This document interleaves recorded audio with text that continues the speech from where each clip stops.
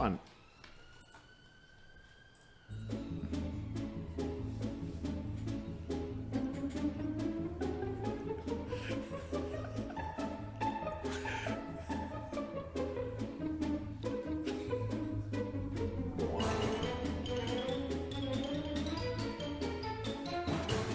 Hello, everyone, and welcome to GQHQ PQ Goose's Quizzes Headquarters podcast. I'm the titular Goose, and I will be playing the role of Quizmaster and your cool neighbour that waters your plants while you're away. Here with me today on today's episode are two fellow humans that will be battling it out against each other and the internet audience in the percentage game. One of them we call Scott. Hello. And the other is named Louis. Hi. Louis says hello, actually, on our script. Hello. I didn't give Louis a copy of his script. We will get into the percentage game later to give those watching the live stream and the other internet people a chance to fill out the game form. But before that, let's go through a quick highlight reel for the week, starting with Scott. I didn't actually think of what to say. But I went to the cinema, which was quite good. That was one of the highlights of my week. Yeah, it was definitely recommend seeing The Outfit if you haven't seen it. That's me. Oh, and I got some peach rings from Lidl, which are really nice. So. Peach rings? Yeah, like gummy, sugar-coated. Oh, right, I was going to say, I didn't think they sounded healthy. Oh, no. No. Is there anything healthy with rings in them? Pineapple rings. Pineapple rings. Party. Party rings aren't healthy. One of your 5 a day. Healthy for a good friendship, but not for... Well, that's it. Hey, I got party rings! That's it. Everyone loves someone with party rings. Same with Haribo rings. Yeah. Otherwise, yeah, I mean, pretty good week from those two things. Louis? Oh, sorry. Yeah. Nice. Did you write me a script for this or This is freestyle. freestyle? Oh no. The only thing that threw me was Louis saying hi. Yeah, Everything well, else, spot on in Have that to script. restart. Hello. Also, I can't hear anything.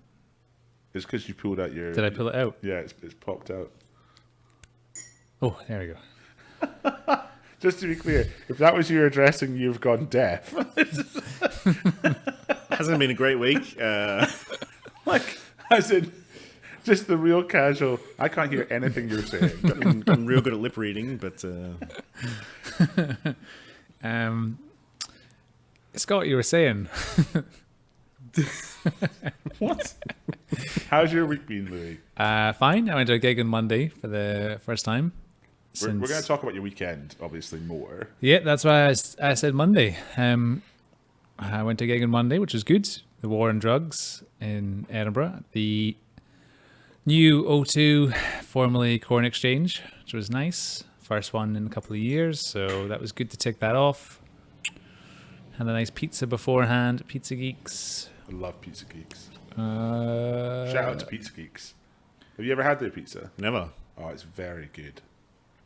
Are you a fan, Louis? Or are you like, It's not my go-to style. what, like softer?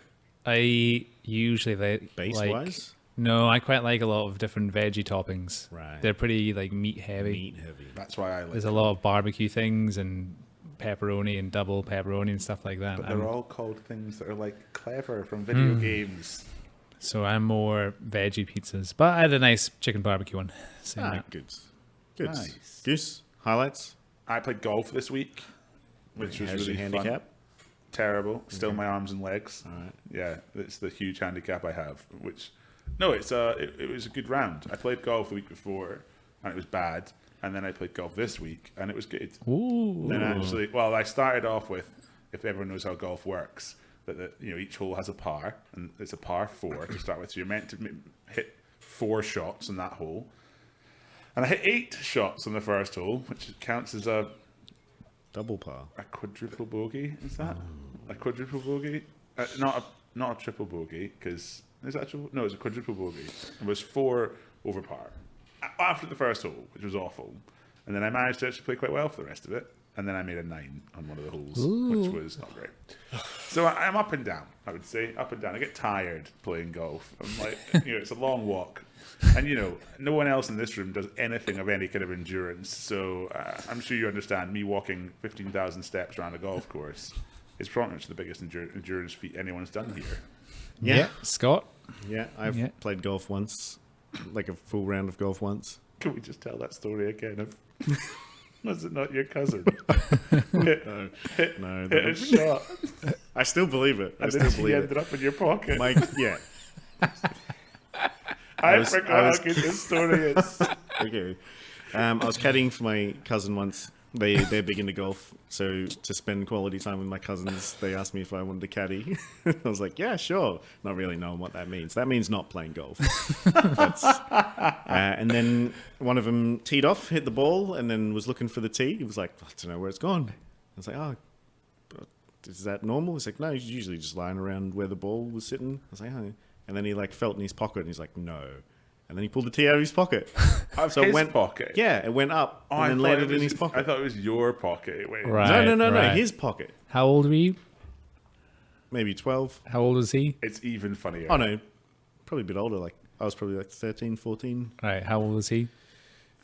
like 18. That seems like a prank 16, you'd play on. 16. 100%. I know now it does, but Oh, hey, what's core, this? Core memory. Core memory. And they're relations of yours, right? Cousin. you. Did at one point you were standing looking at where the ball was, like, where's Scott gone? Turn back. Oh, there you are. No, I'm sure that definitely happens. Yeah. Miracles happen, all right. Gotta believe. Happens on the pros all the time. Well, today we have Louis with us as our sort of semi-guest, but obviously he's a regular here.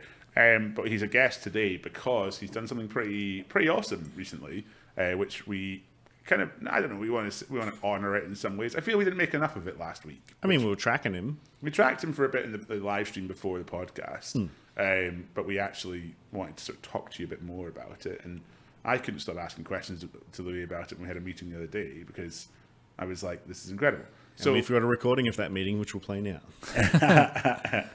Yeah, we talk about a lot in that meeting. It's mostly you, Scott. So yeah, Louis, you did what was the actual cycle called that you did? The route and the cycle? Yeah, so it was called the Dales Divide. So that's 600 kilometers, most of off-road, 350 miles, I think it works out as, from the west coast of England through York, Scarborough, back over coast to coast, pretty much. So yeah, 350 miles over the weekend because some tough sections in there, a lot of gates and things. And there's not like just because this is the thing we didn't understand. I asked Louis about as well. Is that there's not places that it's not designated places to stop. It's like Nah. So first night, got to York, set off at 8 a.m. Got to York about 10:30, 11. at night. Yeah. Just double check that you're not Yeah. you aren't on a motorbike. And the people I was with, a few of them were going to cycle all through the night and into the next day, which is what a lot of the top finishers did. The people that won maybe slept like 15 minutes, half an hour over the course of the weekend. Oh my god. What does that do for you? Sleeping 15 minutes? Like It's not, I think, I can't remember. For every hour's sleep that you lose, you need a day to get it back, I think, is the rule of thumb for sleep-based things. Yikes. seriously. Yeah, So yeah. they're like the bike equivalent of like ultra marathon. Yeah, pretty much. So yeah, you just sort of sleep. You can sleep where you want. So first night I slept in a little patch of trees outside York. Maybe got like 4 hours sleep in a little bivy bag. And then second night, around the back of a random pub, there was like a shed with a bit of grass behind it, and it was perfect. Flat. Did they know? No, that snuck in. But it's even worse because in England you're not allowed to camp. Ah, Yeah. There's no wild camping. Yeah. So, what the organisers just sort of say, just do what you want. They say do it responsibly. So I think no one ever gets in trouble. Really, you just get moved on. But second night when we got into the town, maybe about 10:30, 11, the police went. We were at Tesco, and the police went in the Tesco as well.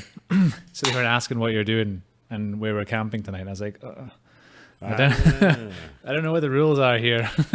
In the legal, I'm new here. I don't know what's going on. the permitted zone. You know, the permitted camp zone. Yeah. One of A nice campsite nearby. This is where you just said I'm going to cycle the whole way through. Yeah. So no, they don't mind. I think people understand. It's not like it's more if you have like a 5-person tent in someone's garden or whatever.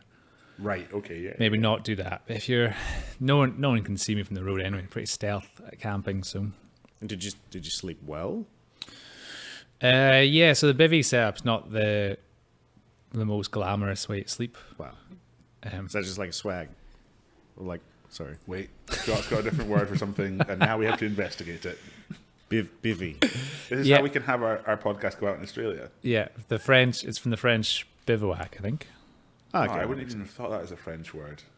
Well, it's an army thing. Bivouacking we used to do when I was younger. It's great fun. Yeah. Cool. Making little like huts and stuff out of trees and logs and wood and things and such. I didn't do that. Yeah, it sounded like you used a bivvy bag. Did you have a- Prefab. Did you have a sleeping Pre-made. bag, or you literally in the bivvy bag? Yeah, so my sleep setup was bivvy bag and then a sleeping bag, air mat as well. Nice. Just to add a little bit of insulation, a bit of comfort in there. Yep.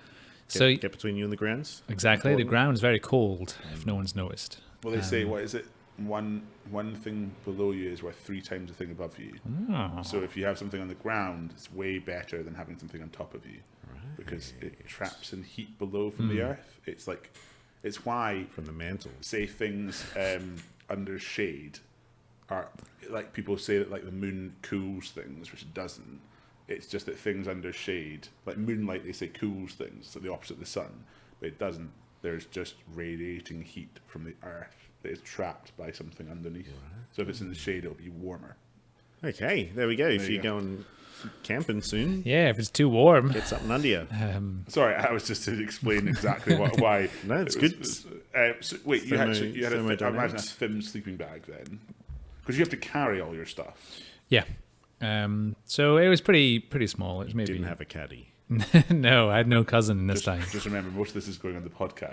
So Yeah, it was pretty small. Your hands mean nothing on the podcast. I'm trying to figure out. It was maybe large melon sized when packed. Like a watermelon. Yeah, That's pretty good. yeah. So I packed down pretty small. So I had all that, and then first. But did see you putting out like questions for things on like Instagram in advance? Yeah, so the stuff I have, my sleeping bag's rated down to about 7 degrees. So I was a bit worried it was going to be more around 4 degrees overnight. So I just Right. asked to borrow just to be safe. Just in case, because you're planning a few months ahead. So if it was the weekend before, it would have been, freezing over the weekend. Right. Yeah. Obviously, if it was like this weekend, it'd be a bit colder, but we got quite lucky with the weather. So it would have been fine with what I had, but I was just making sure I had options just in case. And tell me, tell me, what was the lowest point of the cycle? Like the hardest bit, the bit where you were like really like finding it tough. Highlights and lowlights. Yeah. Highlights and I'll go lowlights. lowlights first. Not and then- altitude. Yeah, so I think there's one every day. So first day, about 5 in the afternoon, there's quite a big climb. It was very warm. Got to the point I had like sweat sort of dripping into my eyes and stuff like that. So I had to take a break then, which was unpleasant. Then after that it was fine. Second day, towards the end when it got dark up in the moors, couldn't quite see the trail, so I did a bit of extra navigating to try and loop back onto it that way. And then after that, one of the toughest bits was it was quite hard to figure out how long a section would take. So sometimes you do a normal pace, and then there'd be times where it'd be really, really slow going, so it would feel like you were on the same path forever. So yeah, that evening time, second day, couldn't see where we were going. There's a lot of fields, gates, like steep sections. Just kept on going and didn't feel like we'd ever make out of this wooded section into civilization. And then third day, Yeah, again, just some steeper bits, having to push the bike up hills, things like that. Things that people, Like, get off and push. yeah, there was quite a few. So the trails in England are a bit different than they are here because they don't have the right of way or stuff like that, or right to roam. So they don't have really much public access to, the countryside. Right. So what they do have is more built around bridleways and footpaths and walking. Right. So it's not really designed to cycle on. So there was a lot of going up steep hills, things that you probably would want to walk up, never mind cycle, going through fields and things like that. So it was just having to plow forward at all times, I think. And we'll do highlights just in a second. Sorry, I know we're talking about this for a while, but I mean, this is what we want to talk about. Yeah. Was there like a party afterwards, or like did you do like something afterwards? Was there like a little celebration? No, A buffet. no. So Sorry, just to double check, there wasn't one, or you just didn't go? No, there wasn't. So you finish at the same point you started. So people would have came in, various times. There, 100 or few finishers, various times over the course of a day, 2 days even. So Right. there was no. He just finished, and that's it. It's the worst. It's the worst part. I can't really in my head. It would be like, have you ever watched the Berkeley marathons? Oh yeah. Yeah, it's well worth a watch if you want to watch it. It's like the most insane marathons you'll ever see. Yeah, no one finished it this year. Didn't they? Yeah, so it's basically 5 marathons back to back, but they say it's longer than a marathon you're actually running, and it's through the most inhospitable terrain you'll ever get, and the end of it is basically just like, okay, you're done. Yeah. And I was like, okay, that's a weird thing that people do, but it seems like that's a pretty serious cycle. It's quite a well organized thing, right? It's quite. Yeah. I would have thought at the end they would have some I don't know, party or something. Because you think if you finish first, you party for that would be the great thing is they have a set amount of booze and food set aside, and it's like, this is yours. You finish first. Go for it. It's buffet style. So just start hammering into it. Yeah. I mean, because I worked with a few triathlons back home when I was doing massage therapy and that. And the first first 50 or so people that come through, they're still buzzing. They're like, yeah, cool, no worries. And that's the reason that they won. And then after that, people are stumbling in, getting carried in, pushed in on wheelchairs because they can't walk anymore. The length of time they've been doing it for is more the problem. Their body's been going for that long, rather than them. It's not that they haven't trained for it, because they have, but it's just the longer you're doing it, the goal is to do it as least as possible. Really, do a marathon the least, So the people that come in, marathon the least, yeah. So they don't want to terms celebrate. we're using here in this podcast. Welcome, we're turning into an exercise podcast. So so they're coming in those foil emergency blankets to stop them from losing too much heat, and they don't want to party. They absolutely don't want to party. I've definitely told, and this is a quick aside. I've definitely told the story in the podcast before, but I need to tell it again just for this reference. Half marathon being run. My friend and his partner were about to run a marathon. They wanted to run a marathon, and so they went to Glasgow to run the half marathon. And they were like, yeah, we'll go do this. And I'm pretty sure he listens to the podcast, so he'll know I'm telling the story about him, but I won't say it by name. And he turns to his partner. Partner is quite slight, and he's a rugby guy. And turns to her and goes, "I'm gonna just run ahead because I'd like to run a faster time in this half marathon." And it's fair enough. So off he goes. I think it was quite a hot day in Glasgow this day, and then he got to a certain point and started being like, "Oh, I don't feel great," and fell over. And then he was like, "Oh, it's fine." So it carried on. And then he got to a point where he was like, no, he really then just blacked out. And so what happened was he fainted 500 yards from the end of the half marathon. You could see the line. He got picked up by one of those carts and put on the back of it because he didn't drink enough water. DNF. And so they drove him past the line, but then just not really through the line to a tent beside it to get taken to rehydrated. I think he got put on a drip and stuff. And it's the finish line. The greatest thing is, and he said he felt absolutely awful because he basically had dehydrated himself and fainted. And so he had this wrap around him and stuff. And there was 2 other people that he was running the race with, and they came and saw him, and he was like, I just felt awful, sitting there in the recovery tent, being like, hi. Oh. I mean, it is punishment. How did you feel after? Like, Yeah, can we get like a immediate finish an hour after you finish, and then like the next day? How did you feel? Yeah, as soon as I was done, how did I feel? Did you have a cry? Did you have a little cry? No, so that's what I was saying there. I really like the build up and the process and doing it, and then when I'm done, I'm like, oh, I'm done. Like a holiday hangover sort of thing. Yeah, so the right, come okay, the come down yeah. happens straight away. It's like a dog chasing his tail. Did you not get like a big surge of emotion of being like it was over?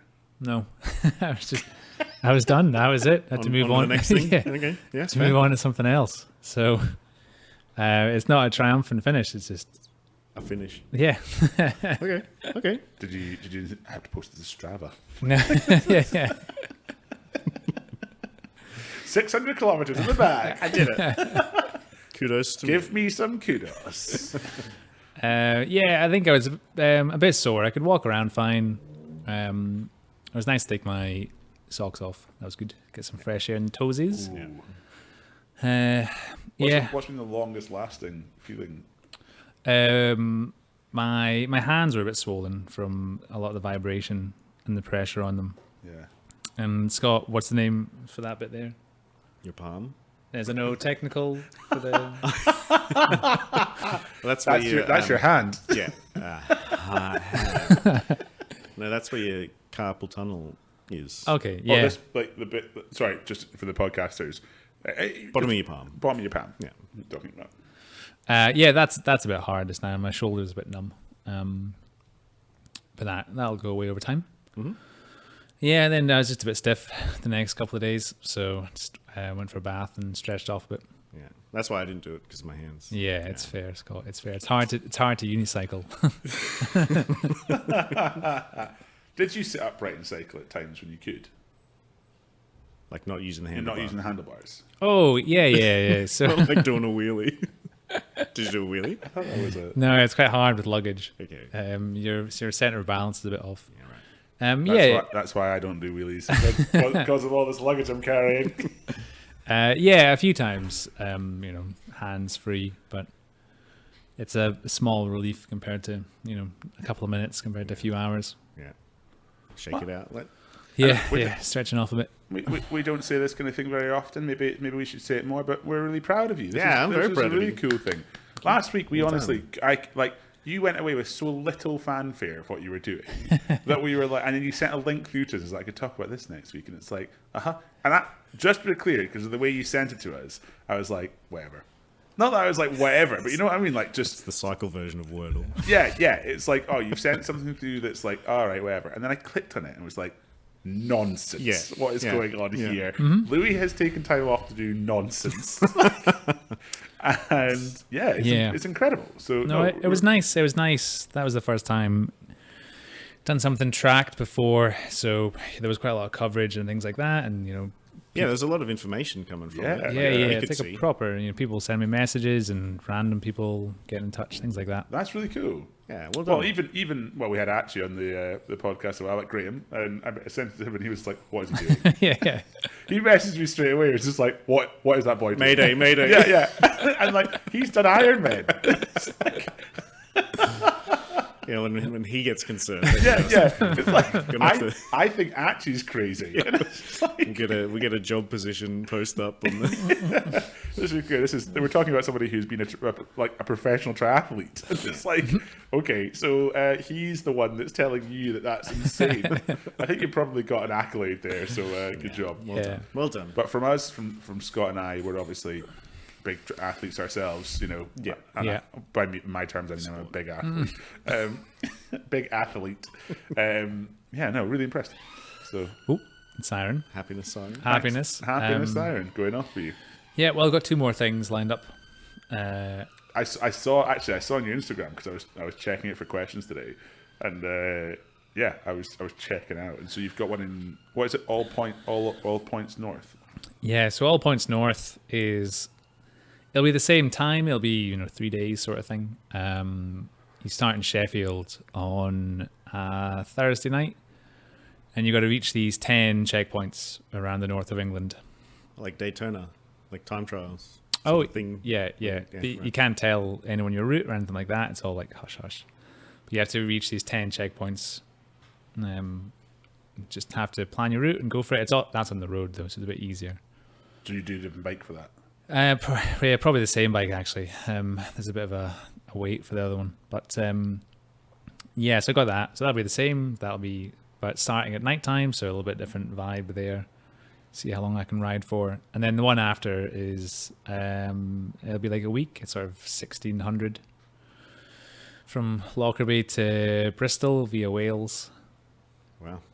Can we be like on? Can we live stream from like the end or something like that? If you want to, yeah. So that was the other thing too about the one I did and the next two, which is I'm fine for getting there. My planning's all good. No idea how to get back. John, are you Yeah. trying to say do you want to lift? You still drive. No. We'll get the roof racks on. Yeah. I could easily get the roof racks on. Yeah. So yeah, it's quite hard. So Podcast the whole time. I'd finished on Sunday, and I was finished with a friend, so I was chatting to him, and he was going to get the train back to Leeds, and he was like, "Oh no, it's a bus replacement weekend. There's no trains. There's no trains out of here. Good."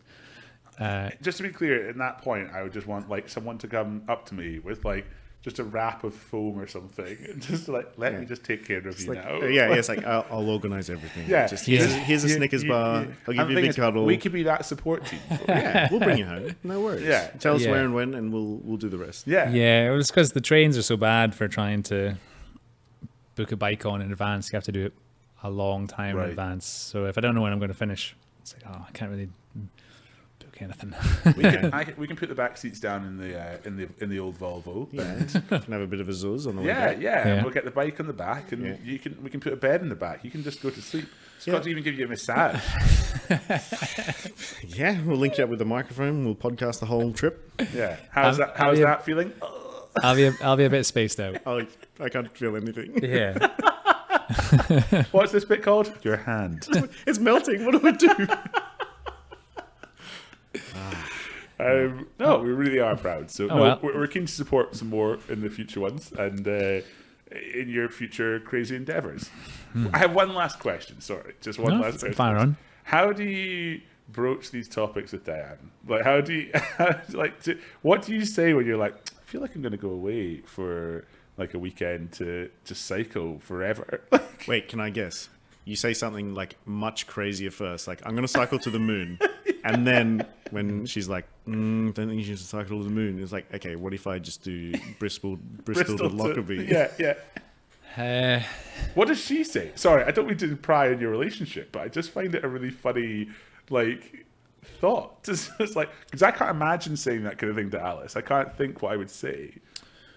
I've sort of normalized it really because I've done a few extreme things before that I've taken a few days or have come out of the blue. Yeah, so it would be surprising if one of you said you're going to cycle. All right, settle down. You're going to cycle for a week. What but- would Diane say? I said that I was going to cycle. And that's probably the better question. It's like, what would Diane say if Goose said he was going to cycle? Oh, honey, no. I've got a pretty good foundation, and at least for these ones, I'm sort of tracked as well. So if something goes wrong, there's backup. There's an SOS button on there. Right. Okay. Yeah. So if things go wrong, but yeah, that's the worry too. Is straight after finishing these things, you can only really go forward. You're just going to to the keep next thing. you're just going to keep escalating That's it. until you crack. I like it. I'm really excited. Well, I'm happy to come and help. When's your next one? Start of June for All Points North, and then middle of July for the other one. There's one that we're both away for, but there's definitely one I could come and help and be getting you picked up if you wanted at the end of it. So let us talk, Well, and we can. That's good because I got a gig the same day in Glasgow. I've really planned these gigs, and I know. So I need to. You can drop me off in Glasgow afterwards. That'd be great. right, yeah. Yeah. It'll be like the dad sitting in the car I'll park waiting take your bike home for you. Yeah, no worries. waiting for the blue light disco to finish.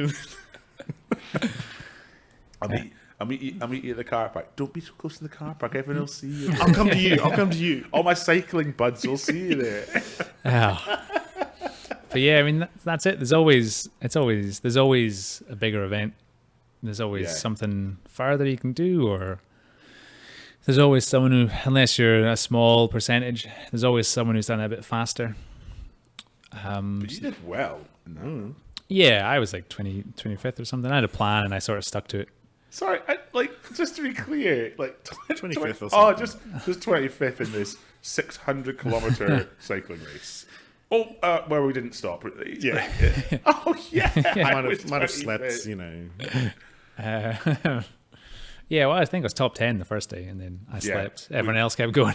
We actually did see that because you can Yeah, see on the yeah. tracker thing how much rest people have had. Yeah. So it's just like if you stop, it's calling rest. Yeah. So I didn't sit down. I went in the shops just for food and drink. I didn't, Have a nap. yeah, I didn't do that. I didn't lollygag at all. I just slept when I had to. It was so. But there's still 9-10 hours of hanging around. Cut that out for next time. It was funny seeing the ones at the top, and it said like 5 minutes of rest time. And it's and that was after 2 days.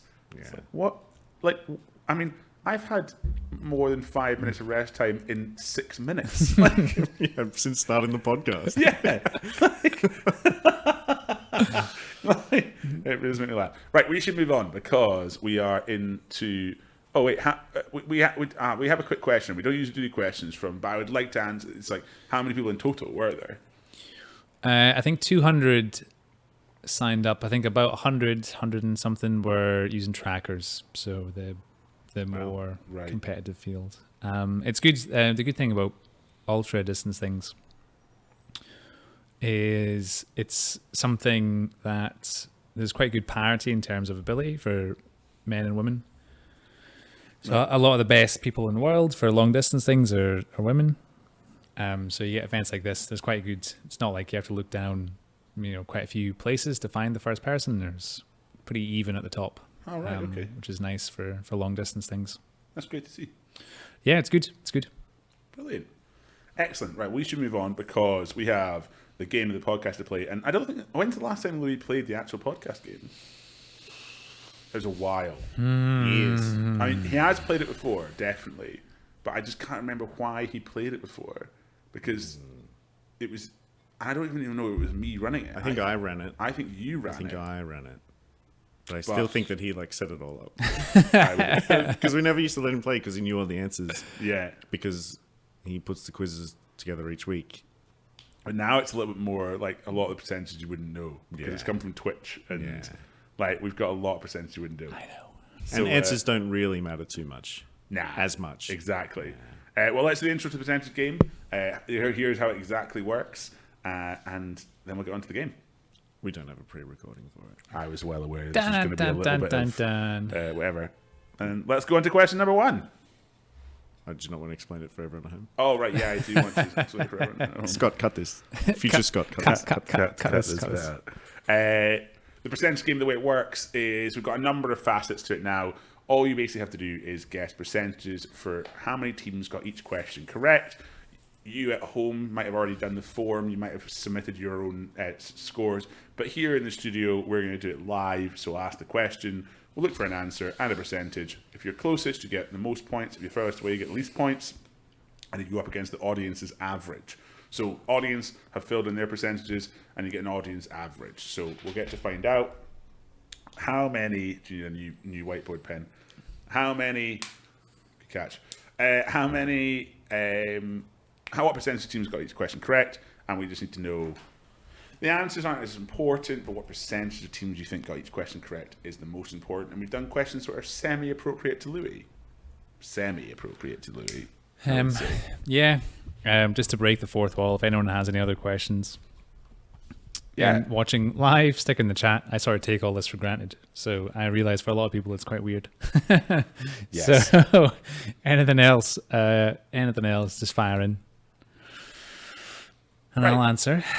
Well, we can do that in between questions, but right now we're going to go on to the questions. And you at home, if you've not yet filled in the form, there's the last chance to do it. We'll also let you know we're recording this on a live stream, so this is all going out live, and you can get to see your percentages as an average live as well, coming up on screen. So everything's been recorded live and on Twitch. but we'll be recording this. Obviously, if you're hearing this as part of the podcast, you're hearing this as part of the podcast. So well played, you. Let's go to question 1 now. Okay, question number 1. Which Olympic cycling champion switched sports after retirement and began horse racing? So which Olympic cycling champion switched sports after retirement and began horse racing? That is question 1. Not as fussed about the answer, want the answer, but what percentage of people got that question correct? Now, we've asked this to thousands of teams, so we're looking for what percentage of teams got it correct. I'm also looking for simple percentages from you both. I don't want decimal places because that feels too frustrating. Do you have the question up? Good. The question's not on the screen. Yes, that's because I forgot to press the thing. Hey, there we go. I forgot to press the button, which I created myself. How's everyone getting on? I'm good. And Scott? Also, not confident, but good. I just thought you were just giving me quizzical looks because you didn't know what the answer or percentage was. And I was like, oh, right, Scott's really struggling here. No, just I hadn't done my bit of work that I do for this podcast. Okay, so let's hear your answers first. What did you say, Louis? Wait, I need to. Do I show you? You can show whoever. Victoria Pendleton. Victoria Pendleton, and you said Sir Chris Hoy. Sir Chris Hoy. Sir Chris Hoy. And Scott. Okay. Percentages is the big thing, though. Oh, Scott. I went 60%. I went 61. Oh, wow. So Scott said 60, Louis said 61. The answer was Victoria Pendleton, so very well played if you said that. Like Pendleton. Yeah, I sort of always thought that was the thing. 60, 61. Let us do the actual percentage now. The issue, I can't actually see a screen. This is what I've just realised I can't see is a screen. The actual percentage was 66.3%. Snaked. So you were snaked just, which means that I've hidden something here, which I shouldn't have. Good, there we go. Which means that... So it means that Louis has got 3 points in that. Have I just done that? Yeah, so the audience average was 47.9. Audience average is 47.9. Sorry, I can't see a presentation screen, so I'm struggling to now see where we're at with each part. But audience, yeah, they said 47.9.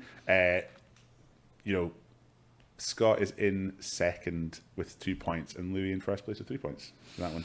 It's very, very well played. Yeah, you get your points. Here you go. Yes. Good job. Good job, all. Do you want to take a minute and we can readjust the screen? And if stuff? that's okay. And I'll also need to go to the toilet very quickly. So Okay. let's take that second. We'll rearrange how we're doing this because I just can't see a presentation screen. We've changed our setup again. What? And I didn't realise how difficult it was going to be to run it without being able to see what was going up on screen. It's fine. It's fine. We'll make it work. But yes. We'll take a couple of minutes. Season bit. Bye. Hello and welcome back. Hello. Everyone's centered. You're good. We're all good now. We're centered. We're good. We're more. Zen. I'm more understanding of what's going to happen on the screen. Wow. You're doing a great job. What a professional outfit. No, Louis jumped in. Did you hear that? Did you hear the control being lost? And it's like, you're not doing it Probably right. for good reason. Yeah. And the audience got this amount. Well, that's question 1 done. Sorry. Yeah. Scott, have you discovered anything this week? Any revelations? Yes. So for ages, I have wanted something on the internet on the computer, sorry, for like years and years that I've thought didn't exist, but turns out it exists. Just to be clear, Scott had this set up before the podcast was. As he was setting up the podcast, And we then instantly were like, no. Don't talk about this. Don't talk about this. Because it's 100% going to be something hilarious. Okay, And we have bets on that it'll be something really well known. I feel like probably not. Yeah. Right. Yeah, I'm going to say Can it. Can I guess? Have a right? guess. You both get. You can have. I reckon, I'll give you 3 guesses each. I don't think you get it. Is it the copy board that shows?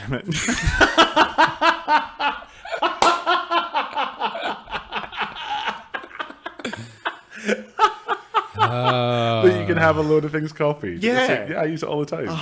It's so handy. But Louis doesn't know about this. I don't see the need. No. Instead of going through and copying and pasting, copy this, go to the next tab, paste it in there, go back to the same tab, copy this, go to the next tab, paste it in there. You can just go Control C, Control C, Control C, Control C, right? Windows And V. then you get a little. Boop, slam them all in. So handy. You have to switch it on. So you have to switch on the functionality. If you press, for people at home that you don't know, Windows V. I'm so pleased I guessed that, by the way. That's like the biggest win of today. I got another one as well. Okay, wait. Let me have. I feel like you probably will know this one. Wait, let me have a think. I feel like Louis might know it, but Is it a probably Windows doesn't switching care. thing? If you press Windows tab, you get a list of all your. No, I know that. Okay. Oh, That's fine. There's a I Cascade know one Alt as tab well. has the Yeah. thing. No, if you open if you have an active window and you press Windows and left or right, it'll like do half the screen. I didn't know that actually. Quite Whoa. handy. You can do Okay. left, right, and up will make it full screen, or left will like pin it to the left side of the I screen. like it. I do like that. Okay. I hope this is a weekly segment. Yeah. Windows tips with Scott. All the technology. Oh, and also I found out that alas isn't used in like a positive way. No. No. Wait. When did you find that out? No, it's just like, I thought I had run out of eggs, but alas, I have eggs. Like, No. it's Oh no. Alas is Right, bad. okay. No. Control T in Excel is one I use a lot. How- Making a table. Control T is making a table. When have you Control Shift T. What's Control Shift T? have you used alas inappropriately? Yeah. Sounds like it. Like In like pretty much that exact some sort that of exact- funeral or something. Yeah, that's what I was about to say. It must be a great situation that you use alas badly.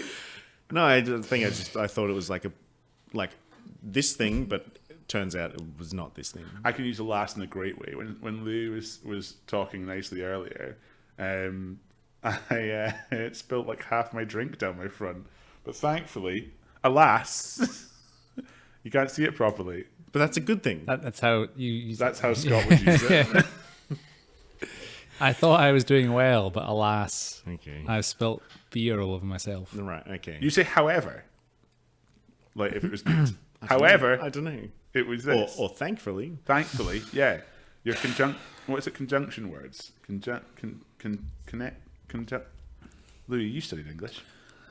Yeah, That's not the first thing they do with you. Does everyone know what a noun is here? that sounds about right. Oh, thank you. Literally- Thank you for listening to my Windows some more, segments. some more tips next week. Right, we're going to go on to question number 2.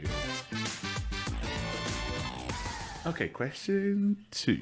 St James's Gate Brewery is the home of which stout? This hits 2 things I love with Louis. So, question 2. St James's Gate Brewery is the home of which stout? So, don't need the answer. I want an answer from you both, and you're welcome to write it in the chat if you want, if you're watching live on Twitch. We just need a percentage. So, I just need a percentage from everyone, please. You can write it in the chat if you want, if you're watching live on Twitch. Remember, if you want to watch this podcast live on Twitch, you're very welcome to. Recording happens on Fridays, usually around about 4 it kicks off, but we start on the live stream about 2:30. So, yeah, get involved. 3:30, we'll be there live. Today's live stream, we talked a lot about a game that we didn't play well. Can you put the question up? It was sorry, once again. Apologies, everyone. This Sacked. is so bad. I'm just running things so poorly. So yeah, we just need the percentages. Remember, if you've played on the forum live, we'll get to see at the end how everyone actually did against both Scott and Louis. So let me get your answers first to this. So St James's Gate Brewery is the home of which stout? Answer, Louis? I said Guinness. And Guinness. Right, Also we've got Guinness. Guinnesses from both. Well played, it is Guinness. But we're looking for the percentages from you both. So, Scott, you said 92. 92, and Louis, you said 65. 65.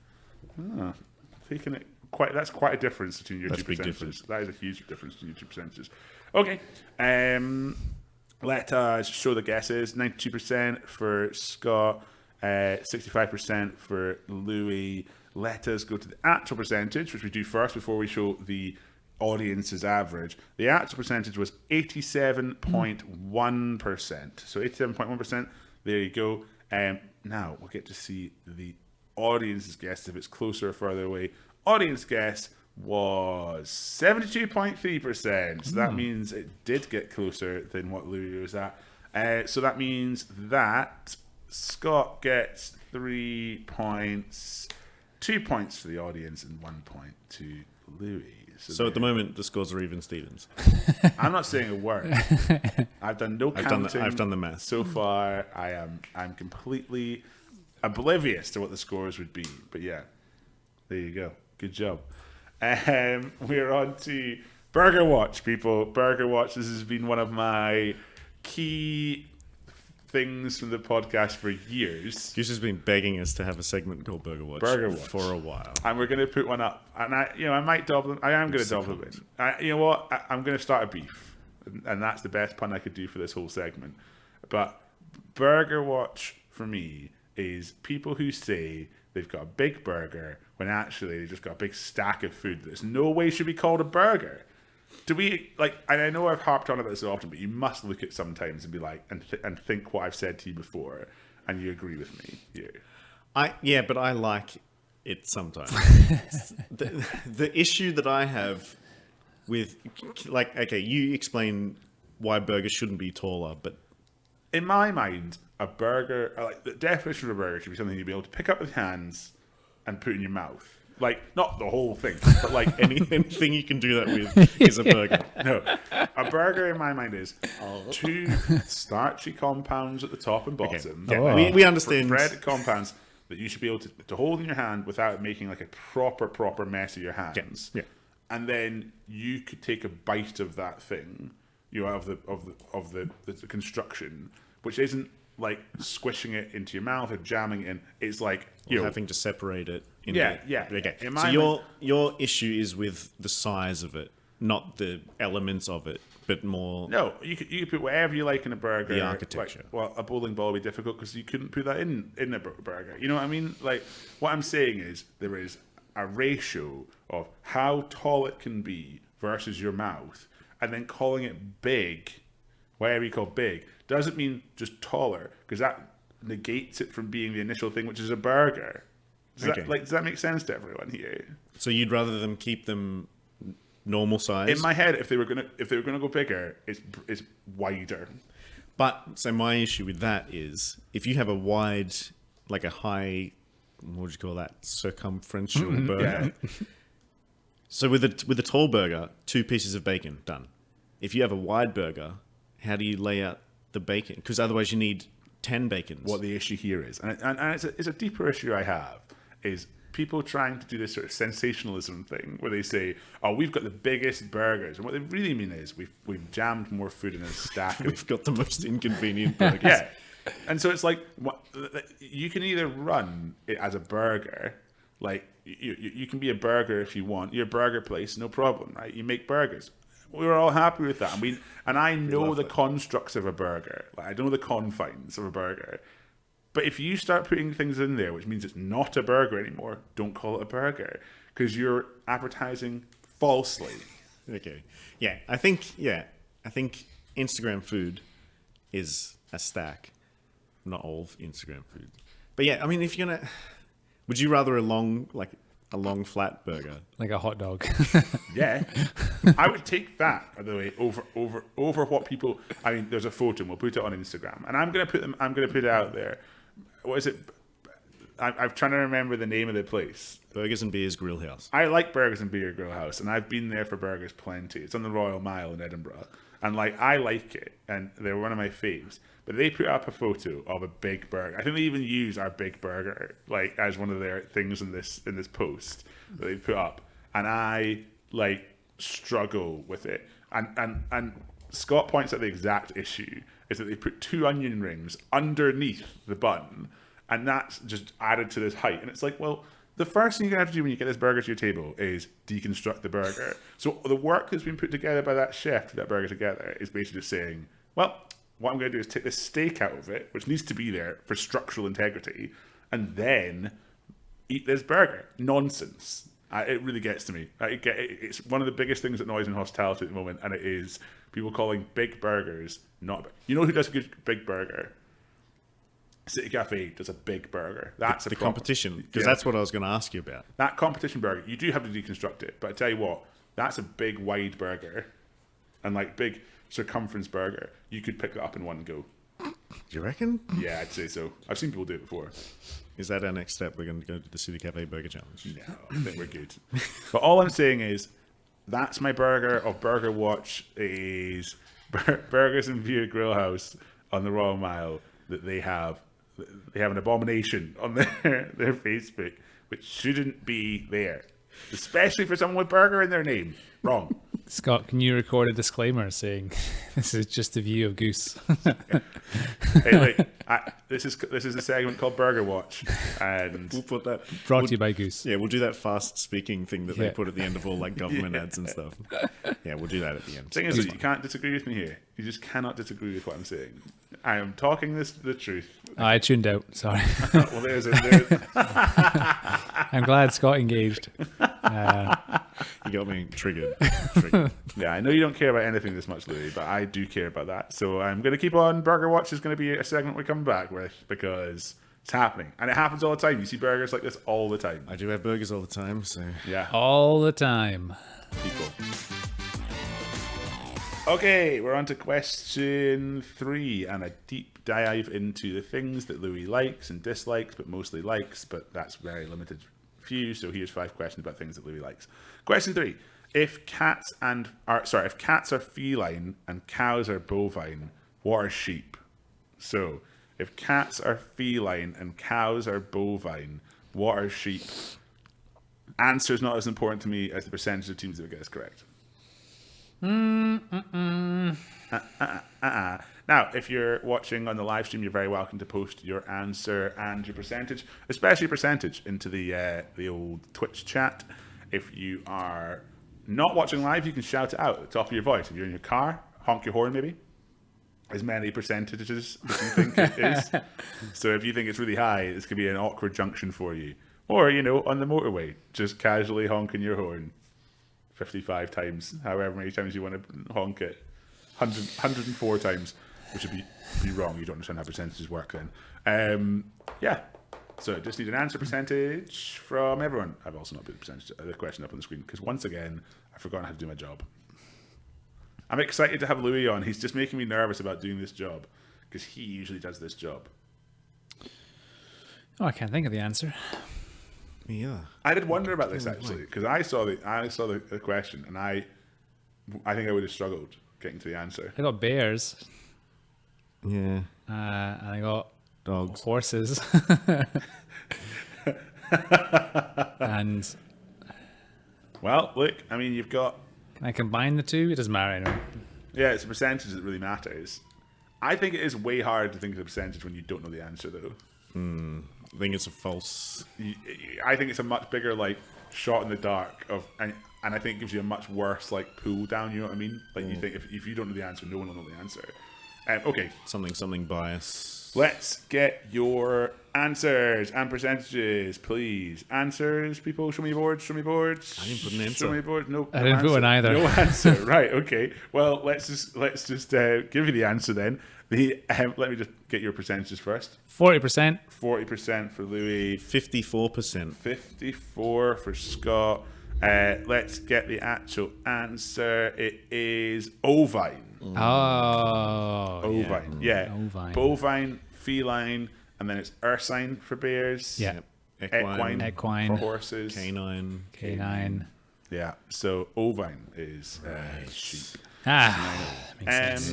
Let's show those percentages though. Scott said 54. Louis said 40. The actual percentage was 63.5. 63.5. I rubbed out a 60 something because I was just like, no. I was sort of a little surprised it was as high as that. Yeah. I think it could have been quite low that. But then That's somewhat niche knowledge, no? I don't know if I would have known that just because of the question or if I had known it in advance. Yeah. I feel like it's the kind of thing I maybe would have got to in a team, like if Gillian was on it. But if someone was on it that was smarter than me, like, fine, no issues. But it could be the kind of thing, if anywhere around farming, I think you would know that. Anyone around any kind of farming, I think you'd probably know that. Yeah, I didn't have those in-depth nursery rhymes as a kid. Ship goes ovine. All the horses in the field we call ovine in Latin. Right, so it's well, I think people would know it for loads of different reasons. Right, audience average though. This is the big reveal. So currently Scott's closest, and the audience went at 64%. Oh, wow, well so done. Took it to 0.5% away. Wow. Which is impressive, audience. Good work, everyone. Impressive. Well played, everyone in the audience. All those people that filled out that All good form. those farmers out there. Yeah, which means audience on 3 points, Scott on 2 points, and Louis on uno ponento, which is point in Spanish if people didn't know. One. Uno, but you know, I forget that was a thing. I want to. We didn't ask last week. We asked Jack. It's funny how weirdly opinionated he is about some things, but just so little opinion about other things. So Louis, you weren't here last week, but I'm assuming that you listened to the last week's. the whole Yeah, thing. you don't have to I answer that. had it on. Yeah, good. So I asked Jack what posters he had on his wall growing up, because I thought about the ones that I had, and some of them were a little bit cringe. But I figured it's good. I have some cringe ones. All right. Can we start? We'll start with Goose. We'll give Louis a little bit of time to think. It doesn't have to be like as a child. Can it I can just be guess what Louis had on his walls as posters? Nothing. Pendleton on a horse. No posters.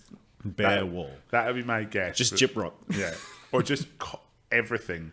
Just like, you know, those like tie-dye rugs on every wall. Yeah, that that'd is be good. that's my other guess. All right. So things on wall, Goose. I had We'll go through yours first. Or if I had a Muhammad Ali poster with him standing over Sonny Liston. Me too. Yeah. We're very similar. I had that poster with him standing over it. And I remember at one point I went through a phase of having loads of road signs, but like the joke versions of what the road signs meant. And it was like, it was stupid things. And some of them were a bit rude. And I remember my dad saying he really didn't like it because they were a little rude. did you have it on the back of your door so he didn't see when one of them mentioned penis, and it's like, you can't say that. Dump that. yeah. But that was, and then other posters. I think I had the New York skyscraper with the guys having their lunch. I think I had that. Might have been Gillian's, and then I inherited it at some point. Yeah. Okay.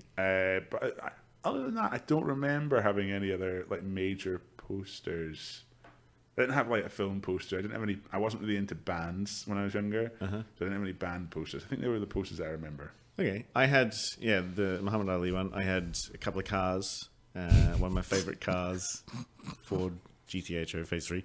I had a lot of truck posters because my dad's a truck driver, and he used to get a magazine called Truckin' Life, and then of course any Wait, poster. sorry, Trucking Life as in like trucking life, or are you saying truck and life? No, truckin', like trucking without the G. Sorry, Trucking. I'd almost prefer it was truck and life.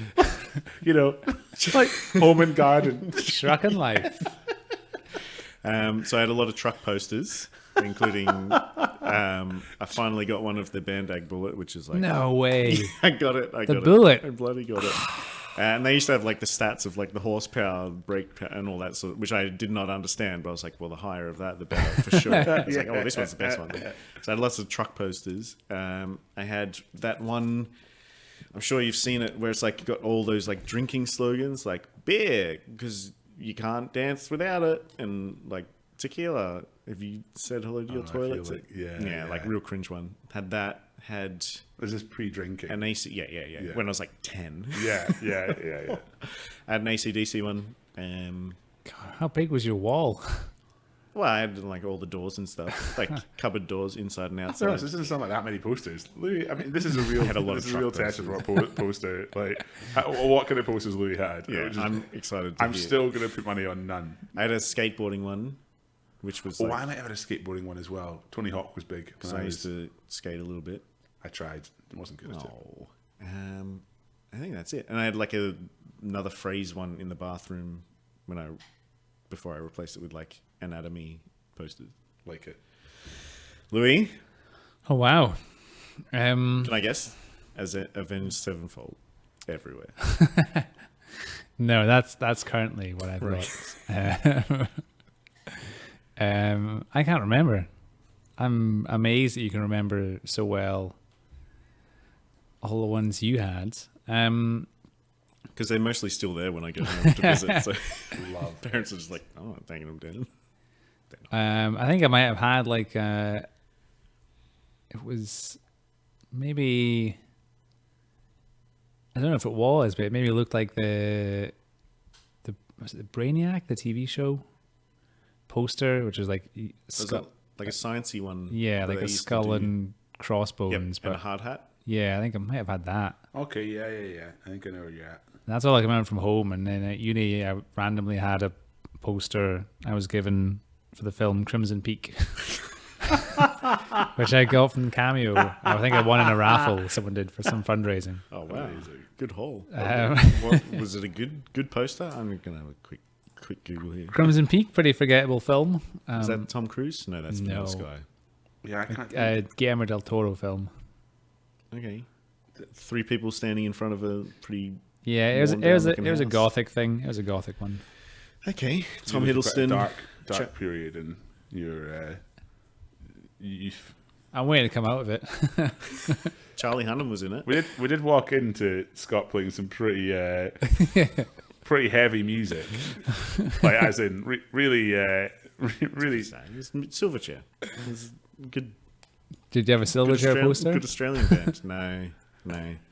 They have their first album was called Frog Stomp, and there was like a frog on the front cover. It's just like, ugh. Good band. If anyone, some people know Silverchair. People know Silverchair, don't they? Silverchair. Yeah, we all know Silverchair. It was like Australia's response to like Nirvana. I see. Yeah, I mean, how did that go for them? really well. One of the best bands coming out of Australia. Well, yeah, fair enough. I can't think of anyone else. So, I mean, it's a big band. Talking Heads. You know? Question four. Watch me do this perfectly in sync. Question 4. How many Scottish regions border England? Now, this is not the number we need from you. We need the percentage of teams that would get this correct. There was no leeway on this question either. So, how many Scottish regions border England? We need to be really specific in this question as well. Regions is quite a specific thing in Scotland. You can also write your percentage in the Twitch chat if you're watching live. If you're not watching live, shout it out.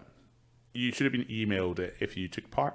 If you haven't taken part, next week we will be launching it on Thursday.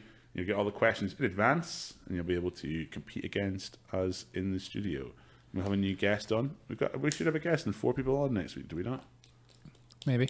Potentially, we'll have 4 people on the podcast next week. Have you got answers and percentages? Answers and percentages. Let me see your board. Show me boards.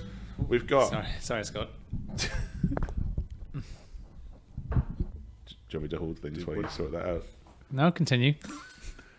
Okay, let me see your boards. We have got 2 and 4. Louis, you said 2, I said 2. and Scott, you said 4. Well, I'll let you know. So let me see your percentages as well. 70% for me. 72. 70 and 72. You've either been really quite close or too far away from each other, which is quite funny. The actual answer is 2. What are they? It is Dumfries and Galloway and the Borders. Are the two. Dumfries and Galloway won. That's just one. That is where Louis from. Yeah, I know. That's why it's in there. It's in there because we just want to reveal the only facts we know about Louis, which is, so far, he quite likes cycling, he has a cat, and he is from Dumfries and Galloway. And what was the other question I put in? I think that's one thing too many. Oh, sorry. They can't all be said in the same in a sentence in the same go. Or, like, Yeah, if you can redact some of that, please. Let me know. I'll take it out of post.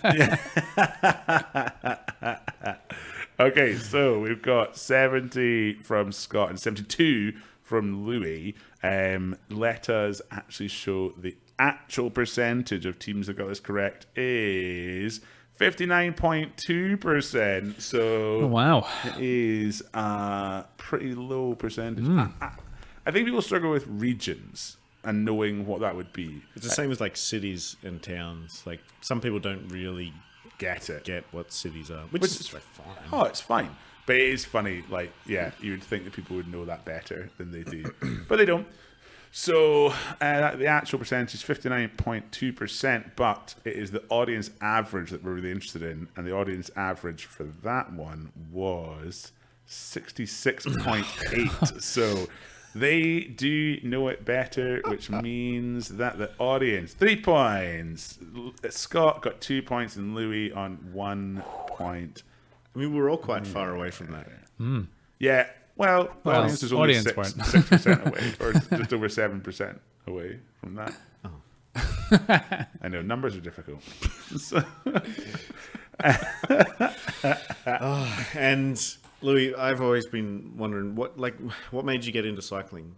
If like, did you actively be like, I want to do big cycles like races and stuff, or were you just like, oh, just need to get from A to B to start with? So I stopped playing rugby, then I ran a marathon. Same day.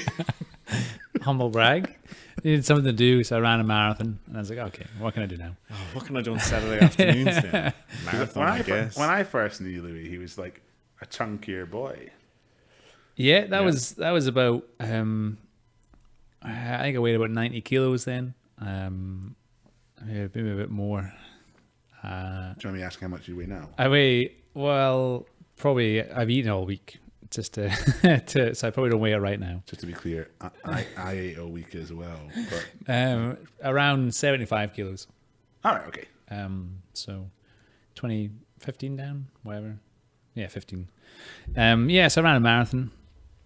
And then I had something else to do, so I got a bike and got into cycling. Gave myself a 3-year plan, which sounds serious, but it was just do one like sportive, one sort of organized cycling event in the first year. Second year, join a club, and third year, try a race. So that was the plan. How long has it been? Are you still in that 3-year period? Or Yeah. is that... No, that was 7 years ago. Okay. Yep. About 7 years ago now. Yeah, and did all that. Take it all off. Did some more racing. Did some more racing things, and then over lockdown, because couldn't go anywhere. Between that and Brexit as well, it was kind of hard to leave the country, things like that. I was like, right, I'm just going to use my bike to explore a bit more. So I signed up for longer distance events, things I could see more places, make the most of being here while I was here. And then just sort of seemed to have more of a natural talent for that than I did for the higher octane stuff. And then just sort of built upon that in the last 2 years, I think. I know this is going to make Louis feel awkward, but you're part of Rond. Yep. I'm on the committee there. I've been part of the club for maybe 6 years now, and the committee for about 4. I just make up my own position in the committee. So I told you that. So my sister is good. Like one of her best friends, her husband is part of Rond as well. Okay. And my sister asked him, "Oh, do you know Louis from Rond?" And his instant response was, "He's one of the really good ones." Yeah, that's happened a few times. I'm the best at my job that I made up. surprisingly happened. People sort of recognize me from bike related things Oh well. from everyday life, and I'm like, oh, Do you then go, I'm also a quiz host? yeah, oh yeah, that as well. You know? I'm multifaceted.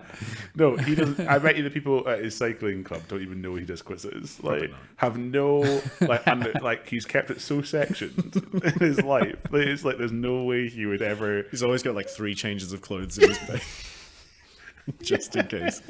Okay, That's fair. nice. Good. And you obviously, like, you don't just do it because it's punishing. You love it. Sometimes, Good for you. sometimes, yeah, it's good. A little bit of punishment for your life. Yeah, so just mainly long things this year. But I've got a race on Sunday, so good to mix it up, have some variety. Race over winter, doing cyclocross just for a bit of variety too, and a bunch of other things. So offers quite a lot of options for just riding a bike. Nice. Lots of things My to do. last question about cycling: how many bikes do you have? Right now, I've got 4 in the flat. I've got a 5th one being made just now. Custom bike. I've got a 5th one being handmade just now, Oh wow. out of steel. Steel. Yep. Is that to replace the one that you snapped in half? No, I got that replaced in insurance, so that's fine. Good job, insurance. Yeah. done. That was a swift service. So Why- if anyone wants bike insurance, go to Laka. Sponsor the podcast. Yeah, I can give you a code and I'll get money back. There we go. Put that in the What a description. swift response they gave me, though, to snapping my bike in half. What was that bike made out of? That was carbon, actually, that one. So carbon Kindling. carbon bikes are really strong in certain directions. Right. Not They don't like being like stood on, things like that. okay. From a different angle, they're quite weak. They're like tension-based things. So Yeah, they're not yeah. carbon. So the tensile strength is good for most things, but if you get it at a bad angle, it'll just right. crack. And steel is strong Steel's- and light. A little bit heavier, but steel can be repaired a lot easier. Weld it. Yeah, or you can just bash out the dents and things like that, and it's a lot smoother as well for riding around the UK, potholes, vibrations, things like that. It offers a bit more of a comfortable ride. So yeah, that's almost done just now. It's waiting to get painted. Cool. I have one more question. Yeah. Have you ever cycled in a velodrome? No. So I've not got around to that. Would you want to? Yeah. So it's been in the cards a few times, but I think to do it, you need like an accredited coach or something there. So it's a bit more. You What? can't just turn up and. It's not like an ice rink where Yeah. there's like a bit Yeah. there's a free time period and then I really want to go on a velodrome. I really want it's to supposed go to be on like one. super steep. Yeah, if you go watch Yeah. it, it's on just now. People watching live just now. There's one in Glasgow, the Hoy? World Championships, something like that. They're on probably BBC Sport, Red Button. Yeah, and I was there for it last year, the year before, and it's so steep. Like, Scary steep. yeah. Is Like, that if you're cycling, you're going to be at a good like. Yeah, you proper- couldn't walk down it. You would have to slide down your butt. Oh wow. Oh, Is really? there a set steepness? What do you call that? I think Incline. I think it varies. That's why some velodromes are faster than others. Right. I think. It'd be so cool. You see some of the crashes in the velodrome though, and you're like, it doesn't look fast obviously when the camera's tracking them because you're just seeing them like absolutely hammer and like Yeah. their knees are going, and you're sort of then you realize how long a velodrome is. 800 meters, is it? 400, I thought. Oh, I thought it was a running track was 400 meters. Maybe it is 400 meters. Oh, I it's dunno. the same. But I was like, when you see how long it is versus how often they're turning, you're like, that's quite regular. Quite regular turns you're doing there, and that has to be at least 200 meters away from each other. Be safe, everyone. Yeah, some of the crashes though you see in that, it's like, and some of the stupid things they do, like in some of the races they like grab hands from each other and like pull each other forward. Have you noticed? Like a slingshot maneuver. Yeah, they do slingshots. Hand sling. Hand sling, sorry. But yeah, it's like don't do that. Like someone surely has to step in and be like, oh, by the way, all of this stupid. Like, Yeah, I mean, track cycling's been around for ages. You know, go back to like the early start of the last century, people are racing on tracks. well, there you go. Let's try and get Louis into a velodrome. Okay. I want to go on a velodrome at some point. That's something I would love to do. I quite like a wee cycle, but I think I'd be terrified. As soon as I got on my bike, I'd be like, nope, don't like this anymore. Yeah. Yeah, it's the fixed gear that's kind of terrifying. though. Right. Yeah. That's You quite- have to keep your legs going. Yeah, so you obviously just That's my problem. can't stop all of a sudden. You That's just my have to issue. gradually slow down. My body wouldn't allow me to do that. It's like, I've cycled quite hard and now I'm dead. Literally from the actual track killing me. Right, let's move on to question 5.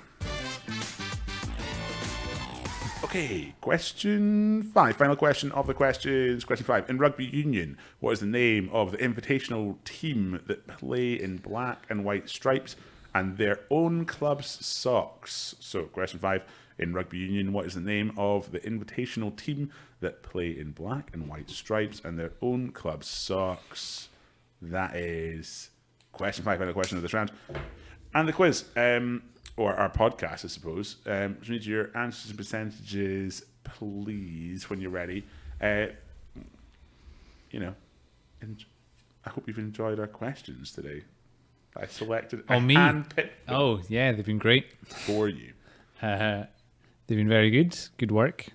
I wonder what questions you'd pick for me. I've been thinking about it would that be- because we did an Australian round like 2 weeks ago. Silver chair. Yeah. 3 silver chair questions. We use all the silver chair questions we have. A physio-based one. Yes. Something we would do something science and nature based. What we would just do is throw all your best questions back at you, like your hardest Yeah. questions that you've written. A back at question you. about Mick Fanning. Right.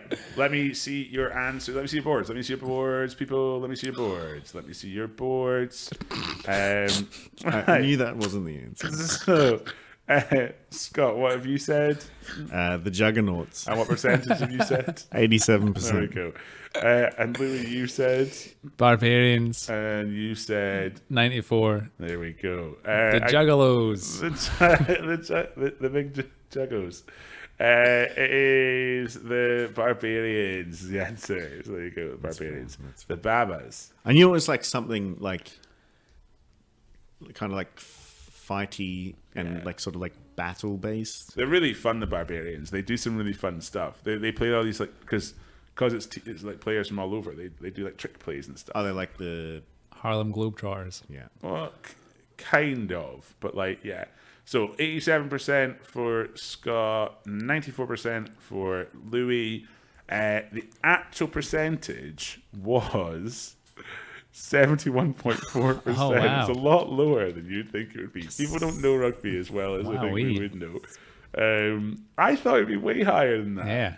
But it's 71.4%. So there you go. So we're on to the audience's average. So everyone who filled in the form, the average that we're getting from them, this is what we got, which is 59.7%. Oh, wow. Which means The audience has smashed it this week. the audience have done very well there, showing that Scott got 2 points, Louis got 1 point, and the audience got 3 points Oh, there. well done.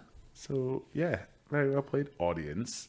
I don't know what the totals are yet. Audience won, Scott's in second, I'm in last. I mean, I'd say that's I would probably agree with that, but I mean, Sorry, I've taken all the tension let out. me let me actually get to it. just let Goose take it out of your hands for 1 week, please. I'm just trying to be a good host. What could the scores be?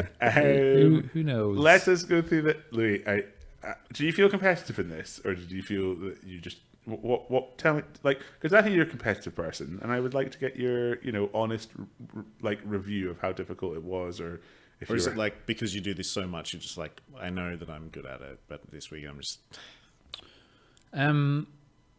He's crying. He's crying. Have I been competitive at this? Louis tried to move this on so he didn't have to talk about this. No, it's fine. We can discuss this. Did you try? Did you really try? Oh, yeah. And I'll admit I'd made mistakes. So if I come back on as the Well, this guest, is like an after sport So interview. we're not accusing you of anything, by the way. if Just, I come back on, I know I'll do better next time. But I think Louis has to win his place back as running this quiz. Like, oh, that's fine. Okay, sure. so you'll keep playing the. Yeah, It's easier. So this is you saying that being the conductor is the best position of the podcast. I'll be honest, I think Louis thinks that. So, So you just want to see him squirm right. I think Louis As a thinks that normie. running this is the real power position of this podcast. Okay. Which I will be honest, I semi do agree with that. But then I think when it comes to competition, I love competition. And I'm not sure. I've said to Louis before, I think I'm more competitive than he is, and he every so often goes, I don't know. I think I'm more competitive. And then I go, are you just being awkward, or are you more competitive? And that's what I want to ask you. How have you found today? Oh, I mean, I would say I really enjoy competition, but I'm probably not, I don't have to win. I lose. To use cycling, I lose all the time. Like football, cycling, a load of things. I lose all the time. That's how you learn. Yeah, so I like competing, but I'm well acquainted with losing, so it's not a big surprise. So you're not like a big DJ Khaled fan? No. I'm a big Beck fan. They were good references. Right, let's go on to the final score. Final scores, people. Right, we'll go bottom to top. And then after the podcast, or if you're on the live stream, we'll get to see how everyone did individually. Right, so third place, 7 points, was indeed Louis. Right, well played, Louis. And then it's very tight at the top. It's very tight. I hope I won. Surprisingly tight. I hope I've won. I don't. So, 11 points, second place. And top spot is 12 points. Just to give you 11 points. Second place is Scott. There you go. Very well played. And then top spot with 12 points is the audience. So very well played. Audience Well winning done. the podcast Well for the first done. time. So The internet people. big up the audience. And it was quite good. It was quite good showing from the audience today. Quite a lot of teams, quite a lot of entrants. So Nice. it's Well done. starting to show that the audience are getting that average, which is going to become pretty hard to beat, I'd say. Proud of you. Yeah, well done. Well So done. we'll take some guests to do that. We'll go through everyone individually at the end after we go off the recording of the podcast. But that's how you can get involved. We will be putting up the form for you to get involved with before the podcast, usually on a Thursday before we record the podcast. So get yourself involved with that. But it has been an absolute pleasure, Louis, having you here today. Yeah, Louis. Thank you. I hope to come back at some point. We hope so too. It is part of your job, so Yeah, it's contractually obliged. Who knows when I'll be back, but No, it's been good having you as a guest. It's fun treating you as a guest as opposed to the person that's convening me not telling too many stories. yeah, I want to be a guest. I can. well, you have to do something, Scott.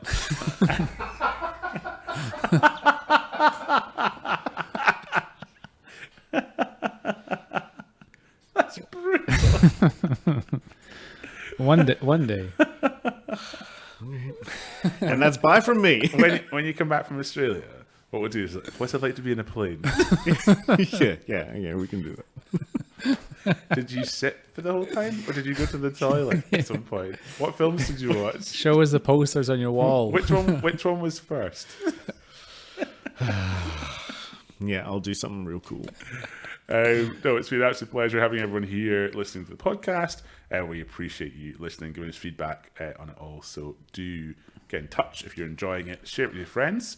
We want everyone to be involved with this. It's meant to be an involvement podcast, so we want you to get involved, give us some chat, get involved with the percentage game. You can do it in advance of the podcast being recorded, so you'll see it on our social medias going out on a regular basis. But for this, we will say goodbye from us. And have yourself a lovely, lovely week. And we will see you all again for the next podcast, the next GQ HQPQ, which is going to be released weekly. So we'll see you soon. Bye. Bye. That's for all those podcast listeners. Bye.